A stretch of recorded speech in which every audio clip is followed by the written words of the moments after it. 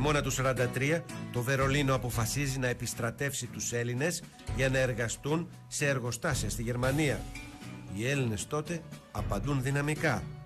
Το Φεβρουάριο και το Μάρτιο γίνονται μαζικές πορείες κατά της πολιτικής επιστράτευσης. Και έγινε τότε η μεγαλειώδης εξόρμηση. Πρόσεξε, συνεργασία όλων των αντιστασιακών οργανώσεων από κοινού.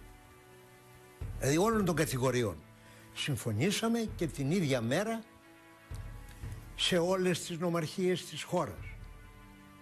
Πήγανε ο λαός σε διαδήλωση, μπήκε μέσα, έπιασε τους καταλόγους και τους έσκησε, τους έκαψε. Εμείς εδώ στην Αθήνα πήγαμε στο Υπουργείο Εργασίας και κάψαμε τους καταλόγους. Και την άλλη μέρα βγήκανε και είπανε δεν επρόκειτο να γίνει επιστράτευση στην Ελλάδα επειδή αποτύχα. Είναι η Ελλάδα το μοναδικό μέρος που δεν πέτυχε η πολιτική επιστράτευση.